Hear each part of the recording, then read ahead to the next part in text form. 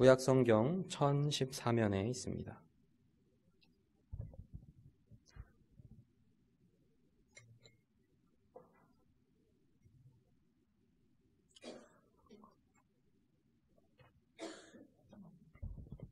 이사야 40장 1절에서 5절까지의 말씀, 이 말씀을 저와 여러분이 한 목소리로 읽겠습니다. 너희의 하나님이 이르시되 너희는 위로하라, 내 백성을 위로하라. 너희는 예루살렘의 마음에 닿도록 말하며 그것에게 외치라. 그 노역의 때가 끝났고 그 죄악이 사함을 받았느니라. 그의 모든 죄로 말미암아 여호와의 손에서 벌을 배나 받았느니라 할지니라 하시니라. 외치는 자의 소리여 이르되 너희는 광야에서 여호와의 길을 예비하라. 사막에서 우리 하나님의 대로를 평탄하게 하라. 골짜기마다 도두어지며 산마다 언덕마다 낮아지며 고르지 아니한 곳이 평탄하게 되며 험한 곳이 평지가 될 것이요 여호와의 영광이 나타나고 모든 육체가 그것을 함께 보리라.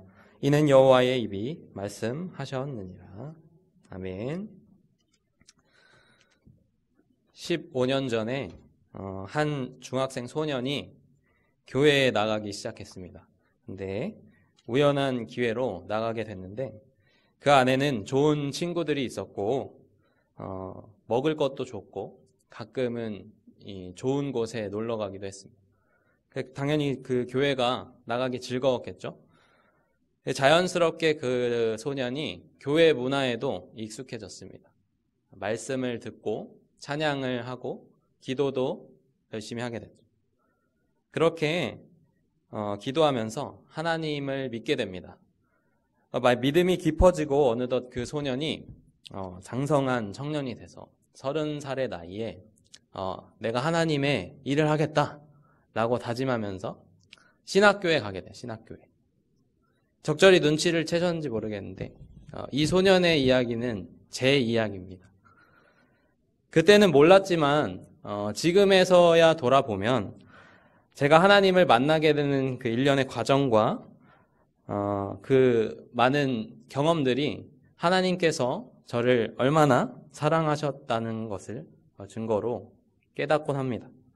이렇게 우리들은 살아가는 과정 속에서 하나님을 만나는 경험을 하게 됩니다. 다 각자 다른 경험을 하게 되죠. 우리들 한 사람 한 사람에게 역사하시는 하나님을 경험해야 합니다. 그렇기 때문에 한 영혼을 옳은 대로 돌아오게 하는 것은 굉장히 많은 시간과 정성이 필요한 것이죠. 제가 이 자리에 서기까지 하나님의 계획이 15년의 계획이었다면 누군가에게는 20년의 계획일 수도 있고 30년 이상의 계획일 수도 있다는 겁니다. 그렇게 하나님의 계획은 언젠가 때에 맞춰 완성돼 간다는 것이죠. 오늘 그 경험을 필요로 하는 사람들이 이 말씀 안에 함께하고 있는데 그것이 바로 이스라엘 민족입니다. 하나님은 이스라엘 백성들에게 이미 선포하신 약속이 있습니다. 그것은 이제 심판을 거두고 다시 회복시키실 것이라는 희망의 말씀입니다. 오늘 본문 말씀 1절과 2절을 함께 보겠습니다. 1절과 2절의 말씀 함께 읽겠습니다. 너희의 하나님이 이르시되 너희는 위로하라, 내 백성을 위로하라. 너희는 예루살렘의 마음에 닿도록 말하며 그곳에게 외치라. 그 노역의 때가 끝났고 그 죄악이 사함을 받았느니라. 그의 모든 죄로 말미암아 여호와의 손에서 벌을 배나 받았느니라 할지니라 하시니라. 오늘 말씀에서 분명 위로의 말씀을 전하고 있는데 그것은 노역의 때가 끝났다라고 말하고 있습니다. 이는 이사야서 후반부의 시작이라고 할 수 있습니다. 이사야서는 39장의 분량 동안에 이스라엘 백성을 심판에 대해서 기록하고 있다는 겁니다. 그런데 이사야 40장부터는 이사야 후반부로서 장차 70년간 포로 생활을 지내고 다시 회복될 이스라엘에 대한 약속을 전하고 있는 것입니다. 그런데 이 회복의 말씀을 하신 후에 이렇게 말씀하십니다. 오늘 본문 3절의 말씀을 함께 읽어보겠습니다. 외치는 자의 소리여 이르되 너희는 광야에서 여호와의 길을 예비하라. 사막에서 우리 하나님의 대로를 평탄하게 하라. 문자 그대로 의미를 받아들인다면 우리는 주님이 편안히 오시기 위해 길을 잘 닦아 놓아야겠죠. 포장되지 않은 도로를 말끔히 포장해 놓는 것과 같습니다. 그러면 지금 이 시점에서 우리가 주님의 길을 평탄하게 한다는 것은 무슨 의미일까요? 주님이 이 땅에 오셔서 하실 일이 있으실 것이고 우리는 이 땅에 오셔서 그 주님이 하실 일을 위하여 준비하는 마땅히 해야 할 일이 있다는 것입니다. 그것이 우리 각자의 삶 속에 하나님이 역사하심으로 나타날 것입니다. 주님이 이 땅에 오셔서 하시는 일, 그것은 분명히 우리 죄를 사하여 주시고 우리를 죄에서 구원해 주시는 그 구원의 사건이라는 것입니다. 우리를 위해 죽으신 그 구원 사건이 우리는 현재 복음이라고 부릅니다. 우리는 이 복음을 전해야 하는 이사야 말씀에 따라서 주의 길을 평탄하게 해야 할 책임을 가지고 있다는 것입니다.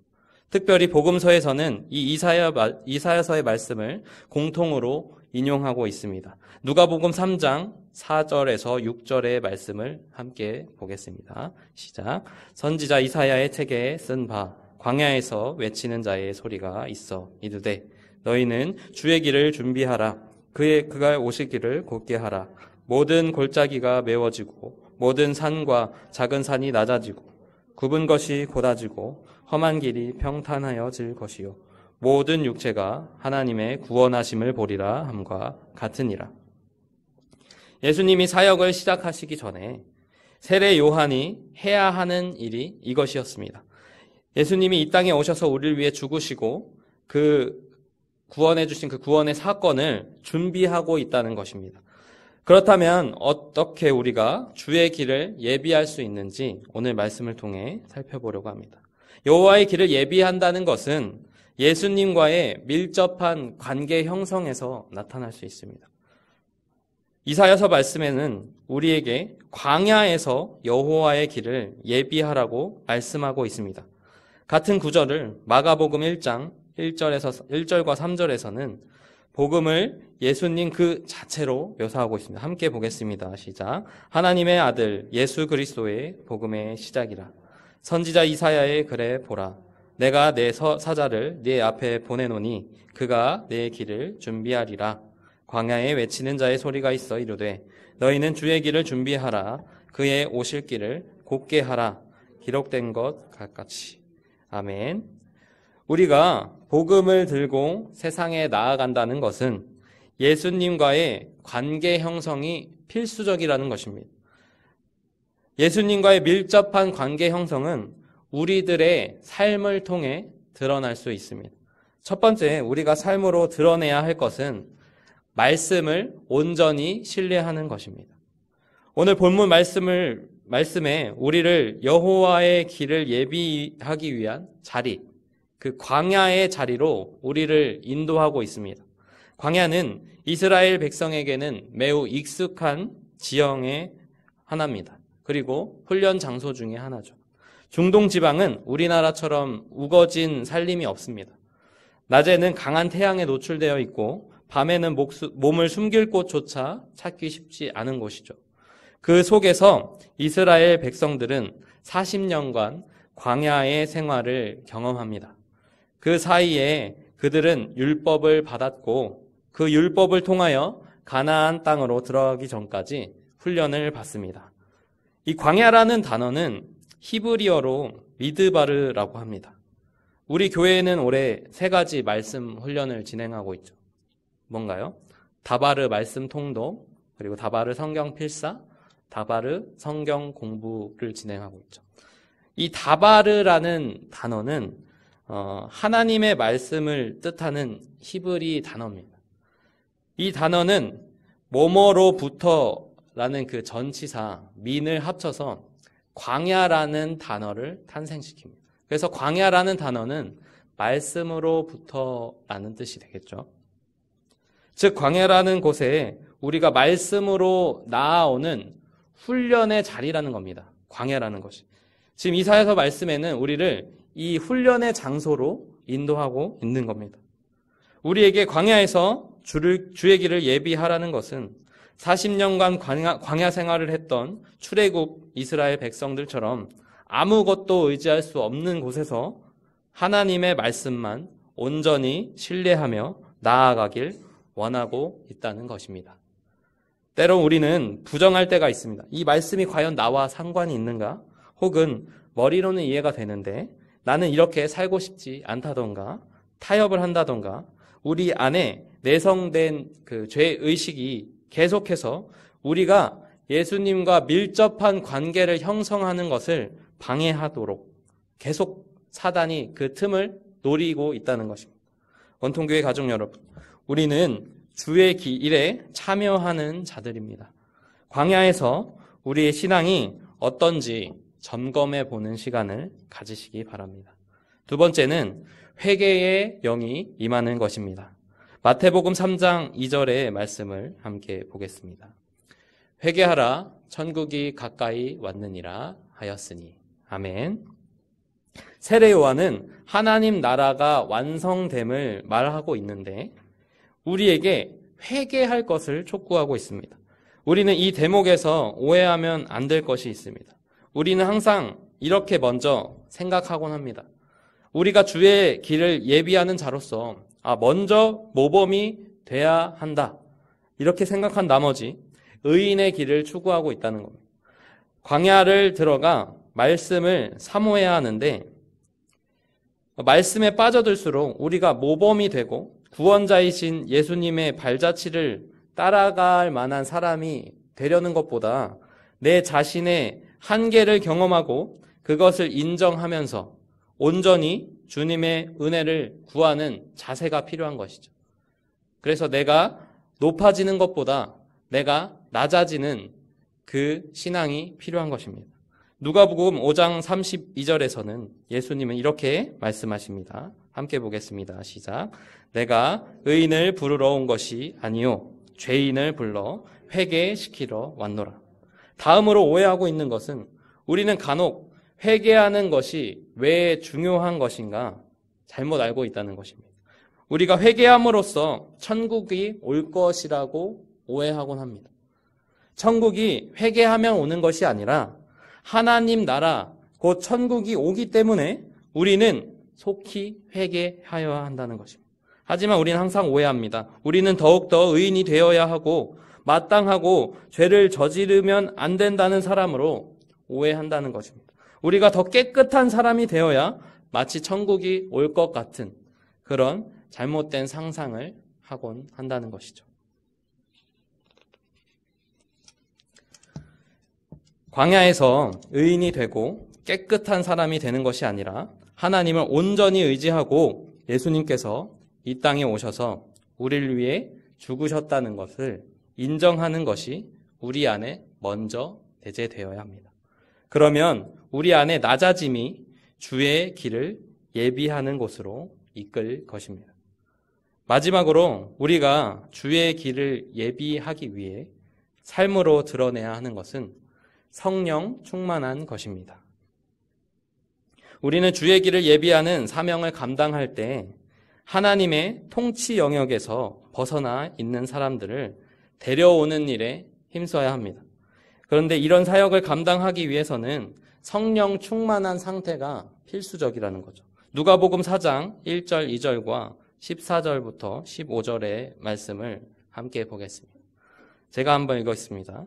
예수께서 성령 충만함을 입어 요단강에서 돌아오사 광야에서 40일 동안 성령에게 이끌리시며 14절입니다. 예수께서 성령의 능력으로 갈릴리에서 돌아가시니 그 소문이 사방에 퍼졌고 성령은 예수님의 사역에서도 두드러진 역할을 합니다. 예수님이 세례를 받으실 때도 성령으로 기름 부으심을 받으셨고 성령 충만함으로 항상 그 소임을 다하신 기록이 누가복음에 있겠죠. 그것은 선지자 이사야가 한 예언의 성취였다는 겁니다. 누가복음 4장 17절과 19절 사이를 함께 읽겠습니다. 누가복음 4장 17절에서 19절의 말씀을 함께 읽겠습니다. 시작. 선지자 이사야의 글을 들으거늘 책을 펴서 이렇게 기록된 데를 찾으시니 곧 주의 성령이 내게 임하셨으니 이는 가난한 자에게 복음을 전하게 하시려고 내게 기름을 부으시고 나를 보내사 포로된 자에게 자유를 눈먼 자에게 다시 보게 함을 전파하며 눌린 자를 자유롭게 하고 주의 은혜의 해를 전파하게 하려 하심이라 하였더라. 아멘.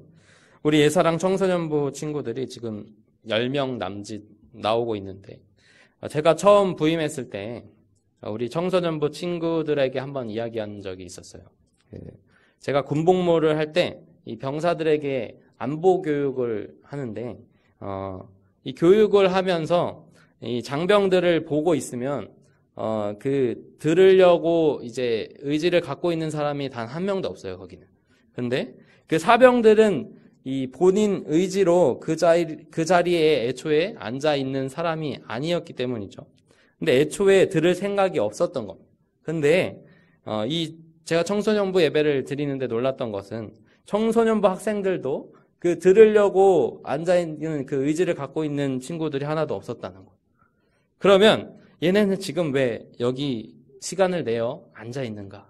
제가 그 고민을 많이 했었습니다. 그럼에도 제가 걱정하지 않는 것은 저 또한 그 자리에 앉아 있었다는 겁니다. 분명 저도 그 자리에 앉아 있었는데 그 아이들의 심리를 모르겠어요. 분명 저도 그 자리에 있었는데 이해가 가지 않는다는 거죠. 그래서 제가 원통교회를 섬기면서 자부심을 가지고 있는 게 하나 있는데 뭐냐면 원통교회 성도로 섬기다가 아마 교역자로 섬기는 사람은 제가 유일할 것이다. 그렇게 생각하고 있어요. 그 교역자로 섬기는 사람은 내가 최초일 것이다. 그런데 여러분, 그게 마지막 사람이 아니었으면 좋겠습니다. 아멘 하십니까? 15년 전에 저를 위해서 그리고 땀 흘리며 섬기며 그리고 울면서 기도하면서 주의 일에 참여하신 분들이 여기 있으시기 때문에 주의 길을 예비하신 분들이 여기 함께 있으시기 때문에 지금의 제가 있다고 저는 생각합니다. 그래서 저는 그 아이들을 아무 생각 없이 앉아있지만 그 아이들을 보며 걱정하지 않습니다. 하나님께서 우리를 통해 이미 준비하고 있으시다는 것을 믿고 우리를 사용하시고 말씀을 온전히 신뢰하면서 회개하면서 성령 충만한 상태로 주의 길을 예비하고 순종으로 나아간다면 언젠가 그 하나님의 계획이 성취될 것이라고 믿습니다. 우리 원통교회가 그런 교회가 되길 소망합니다.